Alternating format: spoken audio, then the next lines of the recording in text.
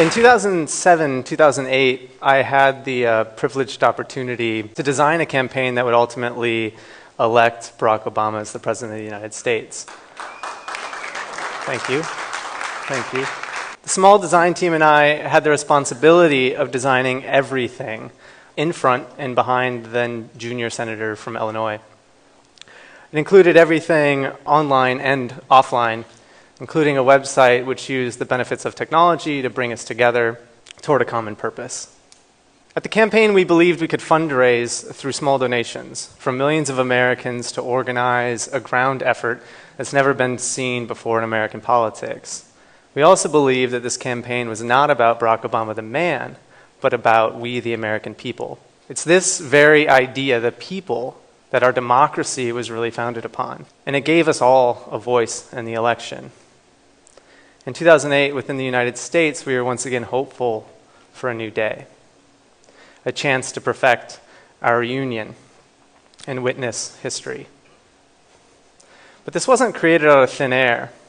It was fashioned by one of the most complex and successful digital teams in the history of modern political machinery, only to be outdone probably in 2012.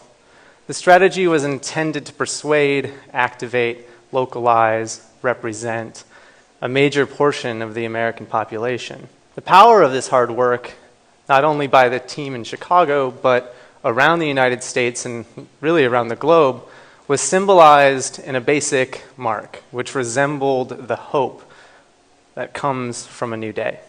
The mark had all the ingredients for success. It was designed by Sol Sender and his team here in Chicago. It told a simple story. It was memorable, it was easy to draw, it had the ability to extend itself. Within a very, very short amount of time, the symbol communicated the bold idea to a wide array of people around the world. And they chose to express their own hope in unique ways by celebrating the joys of freedom and placing the symbol in the context of happy times and happy traditions, carving a pumpkin, making cookies. People managed to get others to tune in to a political movement. This was fairly unheard of in the United States, at least for the past many years that I've been alive. And this was really the true power of the grassroots. It's really no surprise that a logo was so powerful.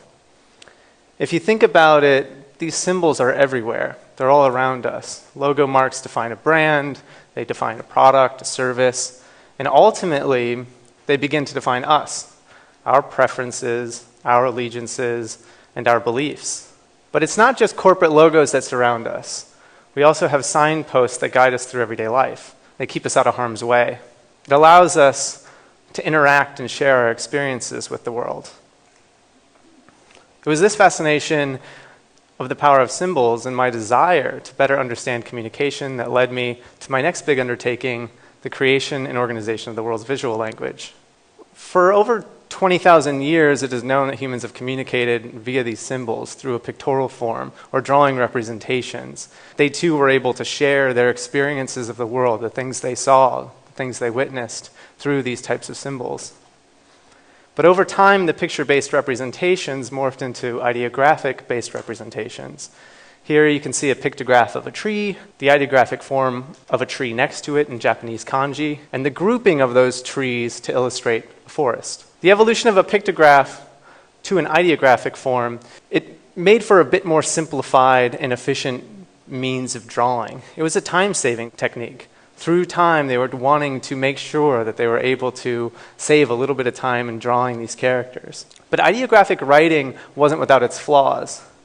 As new concepts emerge, the number of characters really begins to escalate, creating a divide on those with a large vocabulary and those without. It actually created a class system, those people that knew the language and those that didn't.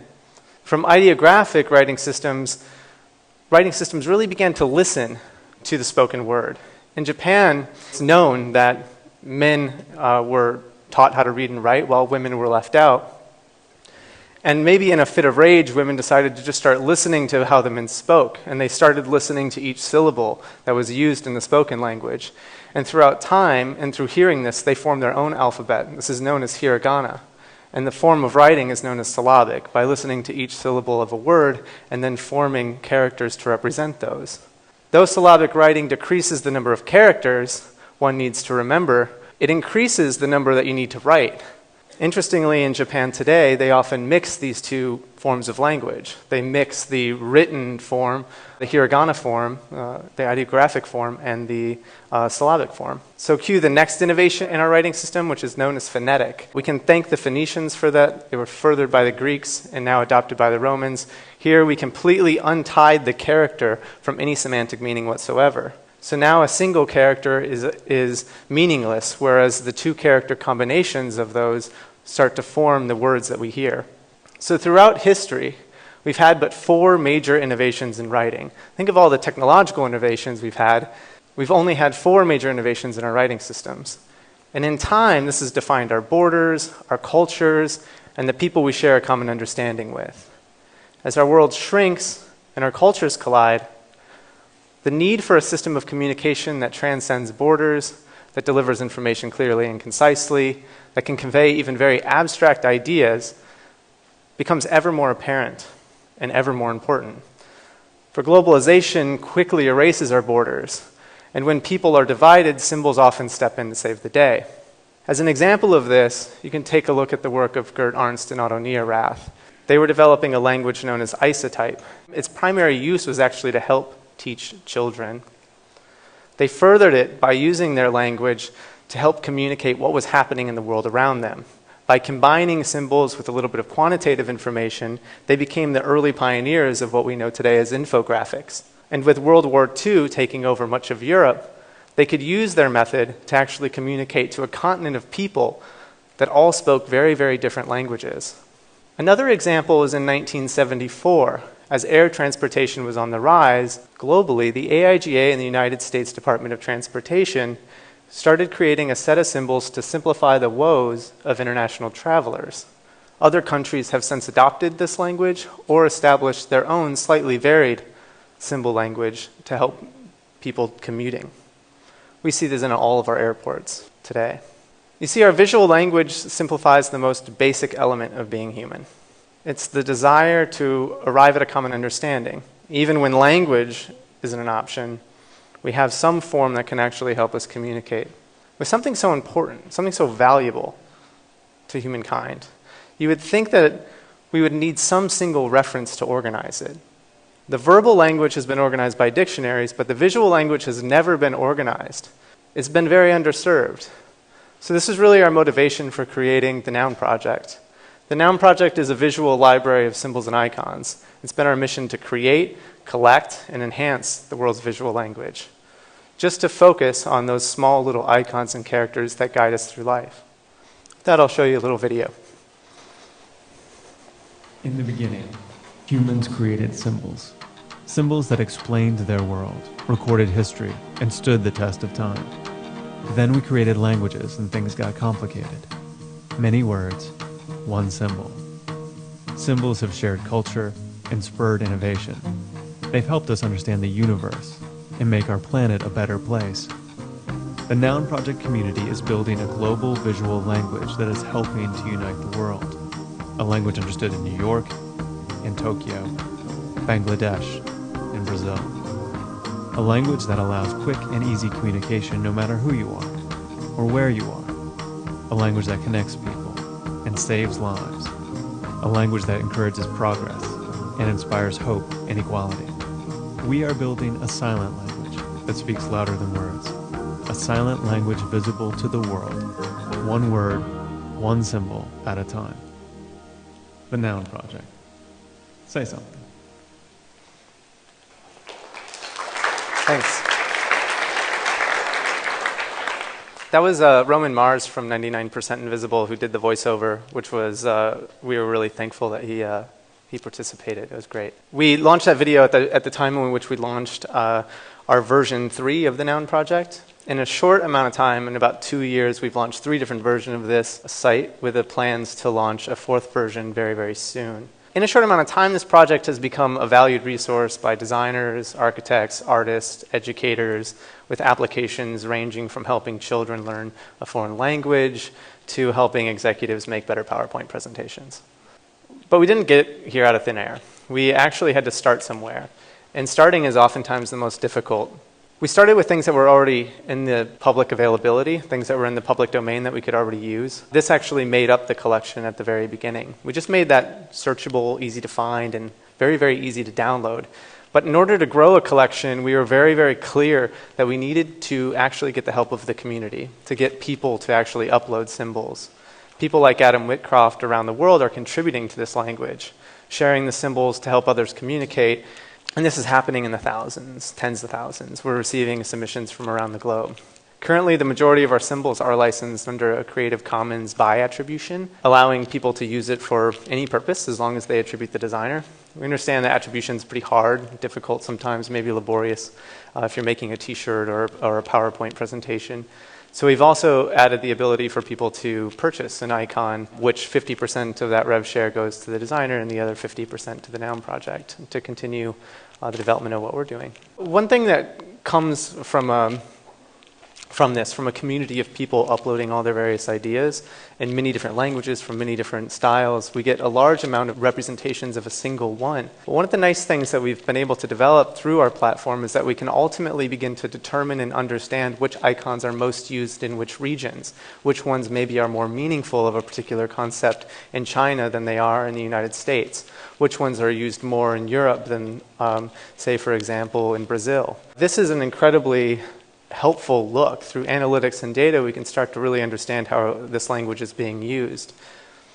There are constantly timely concepts that need to be illustrated as well, like Shark Week, pretty important. Things like Gangnam Style that have to be represented. These things really need to have a home. There's also new ways to represent old ideas. Think about the evolution of the light bulb in recent years. And I think, this is only the beginning. We also have LED lights. So that classic form, or the telephone, think about the icon that you touch to make a phone call. The phone doesn't even look like that anymore. In fact, I don't even know if children know what that thing is. But the icons can also represent ideas that are just plain make-believe as well.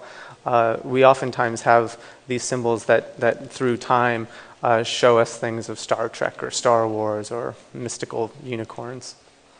I think I just always need to fit a unicorn into my presentation. That's really the key.